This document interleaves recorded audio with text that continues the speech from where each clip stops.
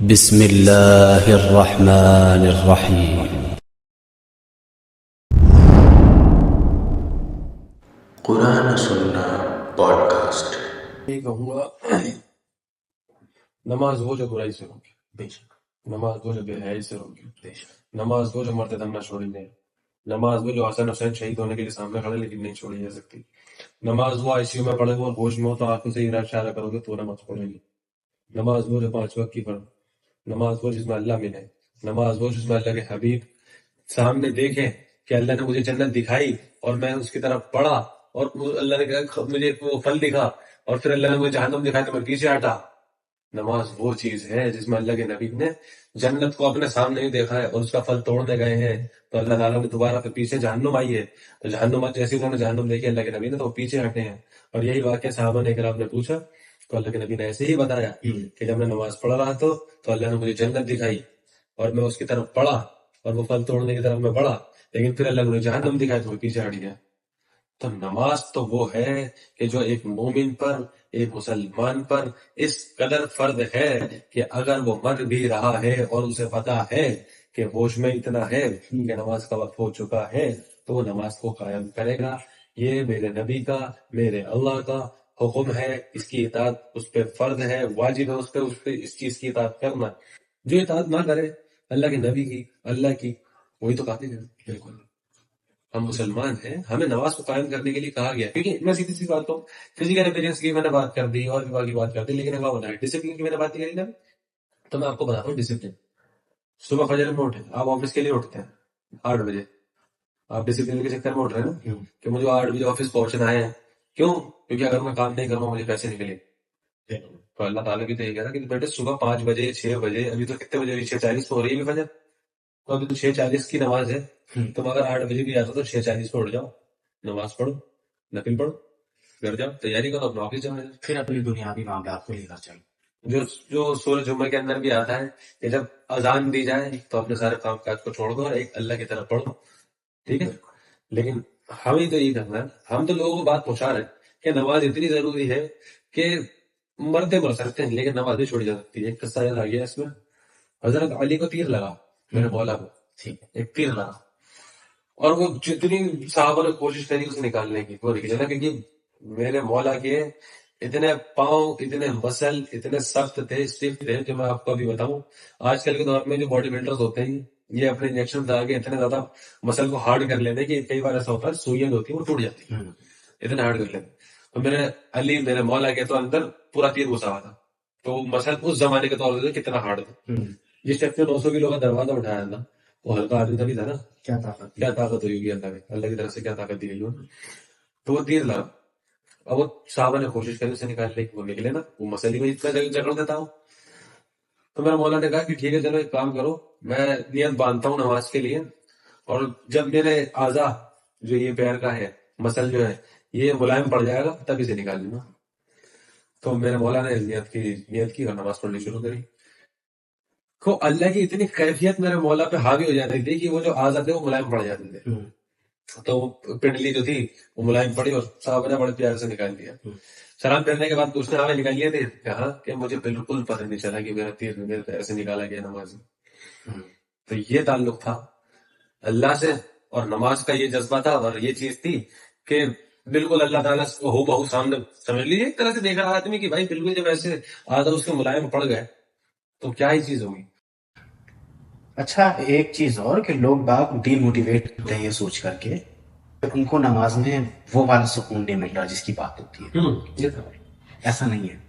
کبھی بھی قرآن میں یا حدیث میں یہ بات نہیں ہوئی کہ تمہارا نماز میں دھیان نہیں بھٹکے گا، نماز میں تو دھیان بھٹکے گا، اور یہ ایمان کی علامت ہے۔ صحابہ اکرام فرماتے ہیں اللہ کے نبی سے کہ ہمیں ایسے ایسے وسوسے آتے ہیں نماز کی نیت مانگنے کے بعد کہ ہم وہ آپ کو بتا نہیں سکتے۔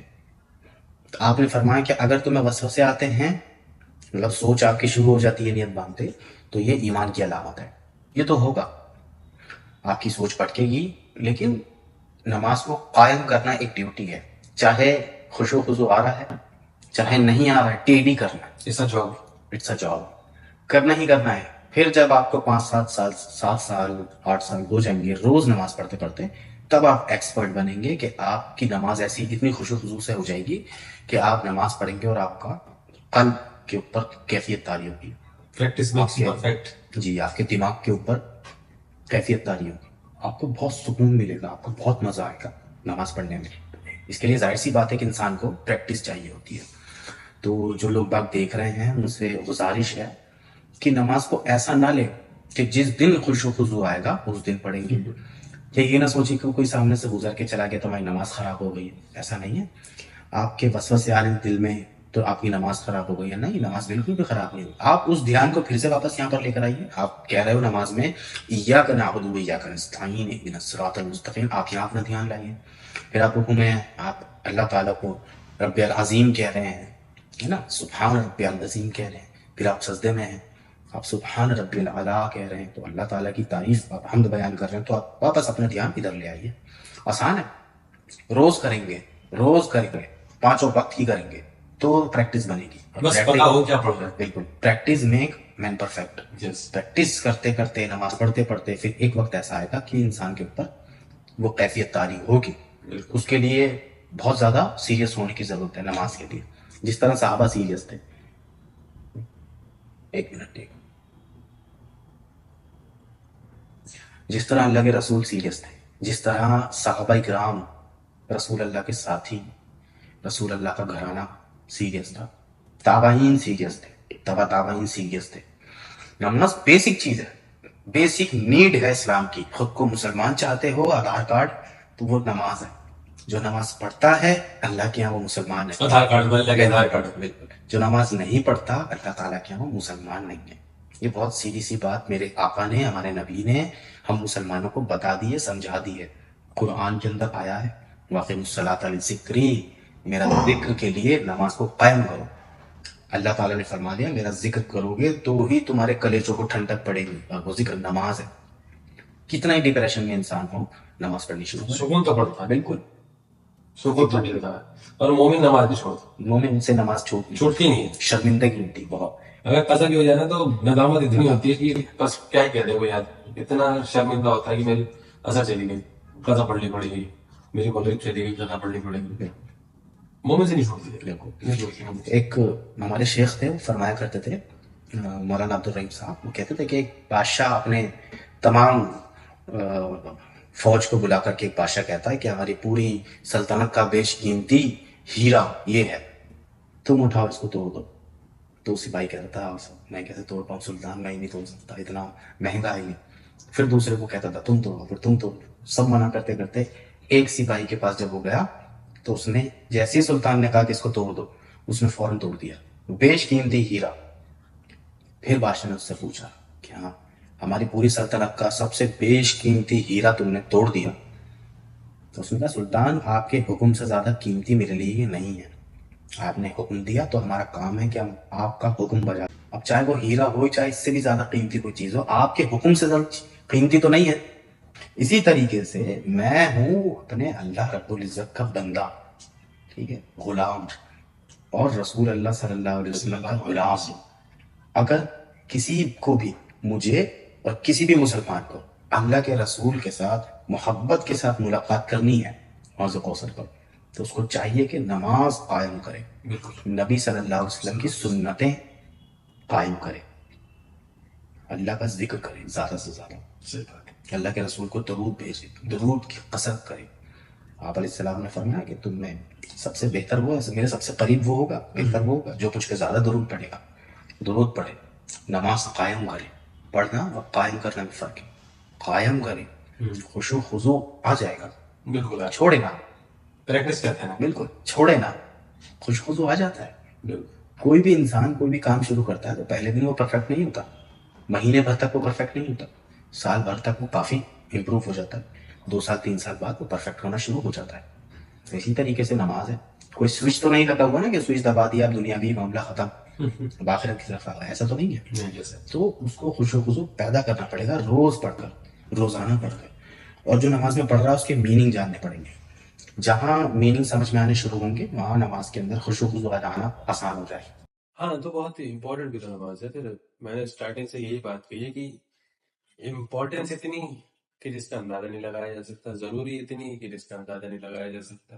بس قائم کرنے کی تو بات ہے، قائم کرنی ہے نماز، اور کیا ہے. ظہر، عصر، مغرب، عشاء، فجر، یہ 5 وقت ہیں. پورے دن کی کیلکولیشن بھی لوگے تو میرے حساب سے 2 گھنٹے بھی نہیں لگتے. بالکل 24 گھنٹے میں سے 8 گھنٹے آپ سونے کے میں نکال دیں تو آپ کو 16 گھنٹے بچتے ہیں. 16 میں سے 2 تو اللہ کو دے ہی دیں. خوش ہو.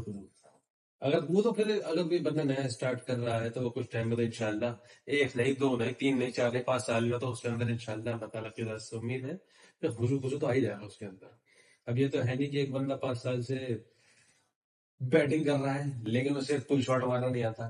ہاں پہلے دن جب وہ گیا تھا تو اسے نہیں آتا تھا، لیکن اب 5 سال ہو گئے تب کر رہا ہے نا، مان لے رہا. اسی طریقے سے کہ ایک قرآن کا چھاپنے والا بھی جب اسٹارٹنگ میں گیا تھا تو اسے عربی کا نون لکھنا بھی نہیں آ رہا، لیکن جب 5 سالوں کا تو نون کیا، تجدید کیا، ساری چیزیں بنا تھا، کیلیگرافی کر دیتا ہے آج تو اسی طریقے سے ہے. Practice makes you perfect. ایک انسان جتنی پریکٹس کرے گا اس کو اتنی ہی زیادہ سفلتا ملے گی. بے شک. آپ سوچ رہے ہیں کہ مجھے سفلتا مل جائے، میری کوئی پریکٹس نہ ہو، میرا کوئی اسٹرگل نہ ہو. میں کہتا ہوں جن لوگوں کے دلوں میں غصہ آتا ہے وہ اسٹرگل کر رہا ہے. کس سے؟ اللہ سے نہیں، شیطان سے لڑائی کا اسٹرگل کر رہا ہے. کہ وہ شیطان سے لڑ رہا ہے. شیطان تو بیکار ہے دماغ، لیکن آپ اپنے رب العالمین کے سامنے کھڑے ہیں نماز میں تو اسٹرگل ہے. آپ اس چیز کی پریکٹس کر رہے ہیں، آپ اپنے نفس کو دبا رہے ہیں، آپ اپنے نفس کو کہہ رہے ہیں کہ نہیں الحمدللہ رب العالمین. ٹھیک ہے، نفس تو کہہ رہی ہے چھوڑ دیں، لیکن آپ نیت باندھ کے سیدھا کہتے ہیں الحمدللہ رب العالمین. ایک وہ بادشاہ جو تمام جہانوں کا مالک ہے، مالک یوم الدین، یوم الجزا کا مالک ہے. ایاک نعبد و ایاک نستعین.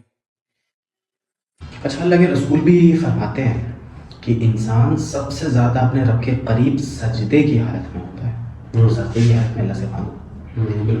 جتنا سجدہ کرتے ہیں ڈپریشن ختم ہوتا ہے، جتنا سجدہ کرتے ہیں ٹینشنز ختم ہوتی ہے، جتنا سجدہ کرتے ہیں اتنے مسئلے ختم ہوتے ہیں، زندگی سے پریشانیاں ختم ہوتی ہیں، زندگی کے اندر ڈسپلن شامل ہوتا ہے. تو یہی ہے، ہر چیز کا سولوشن نماز میں ہے. نچوڑی نماز ہے. نچوڑ نماز ہے. ہر چیز کا سولوشن نماز میں ہے، ایک پرٹیکولر پرسن کے لیے اور پوری قوم کے لیے بھی.